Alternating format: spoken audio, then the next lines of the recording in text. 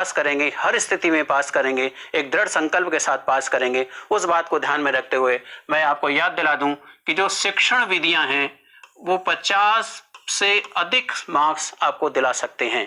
यानी 150 नंबर का जो आपका परीक्षा है, 150 नंबर में से 50 नंबर से अधिक आपके शिक्षण विधियों के हैं। क्योंकि ध्यान में आता हो, 2 लैंग्वेज आप रखने वाले हैं और 2 लैंग्वेज के साथ साथ में आपका जो शिक्षण विषय है वो रहने वाला है। तो 50 से मार्क्स अधिक आप कैसे ले सकते हैं, उस बात को समझने के लिए मैं यहां अपनी बात प्रारंभ करता हूं कि जो मुख्य चीज है वो है आपकी शिक्षण विधियां। अब इस बात को यदि हम समझें तो यूं समझें कि हाथ में आपको ध्यान दे रहे हो तो ये 4 उंगलियां और एक अंगूठा है। अब मुख्य जो भूमिका है वो इस मध्य वाली उंगली की है। यदि इस मध्य वाली उंगली को हटा लें तो काम नहीं हो पाएगा।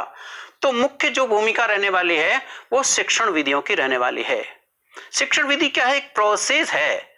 इस प्रोसेस को हम क्यों अपनाएं, किस लिए अपनाएं? तो कोई ना कोई हमें उद्देश्य डिसाइड करने होते हैं और वो उद्देश्य होते हैं हमारे यहां पर शिक्षण उद्देश्य। यानी इन शिक्षण उद्देश्यों को प्राप्त करने के लिए हमें शिक्षण विधियां अपनानी होती हैं, एक काम करना होता है, एक प्रोसेस करना होता है। अब ये शिक्षण उद्देश्य किसके हैं? तो शिक्षण उद्देश्य ध्यान में आता हो आपको विषय वस्तु के होते हैं। विषय वस्तु, जैसे आप लोग कहते हैं विद्यार्थी आयतन की परिभाषा बता सकेंगे। अब आयतन की परिभाषा, तो आयतन क्या है? विषय वस्तु। विद्यार्थी भारतीय संविधान की विशेषताएं बता सकेंगे, तो भारतीय संविधान क्या है? विषय वस्तु। यदि विषय वस्तु का हमें ज्ञान नहीं है तो हम उद्देश्य डिसाइड नहीं कर सकते, और यदि हम उद्देश्य डिसाइड नहीं कर सकते तो हम विधियां नहीं अपना सकते। अब ये जो शिक्षण विधियां हैं ये हमारी कैसी होनी चाहिए? प्रभावशाली होनी चाहिए, इफेक्टिव टीचिंग होनी चाहिए। प्रभावशाली तभी हो सकती हैं जब इनके साथ में होगी हमारी सहायक सामग्री।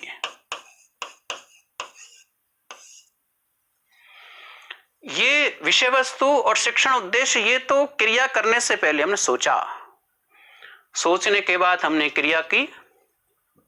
हम मार्केट जाते हैं, मार्केट जाने से पहले हम एक लिस्ट तैयार करते हैं, हमें क्या क्या लेकर आना है, वो विषय वस्तु और शिक्षण उद्देश्य हैं।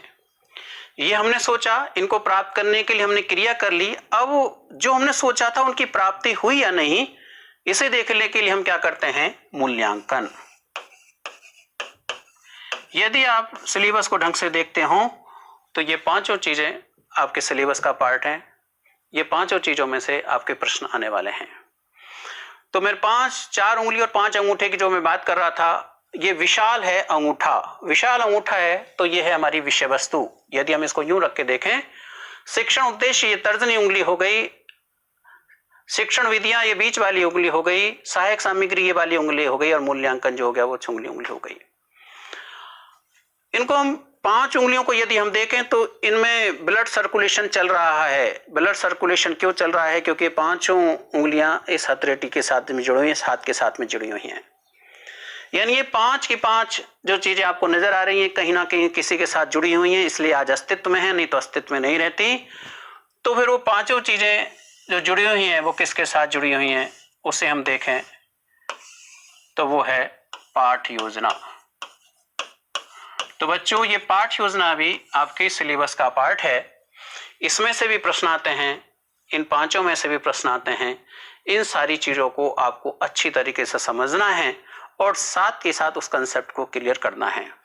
तो फर्स्ट ऑफ ऑल इन सारी चीजों में से अपन बात करेंगे, वो लेकर के चलेंगे पाठ योजना। पहले पाठ योजना को समझेंगे और पाठ योजना को समझने के बाद में एक एक कंसेप्ट इन सब का समझ में आपके आ जाएगा।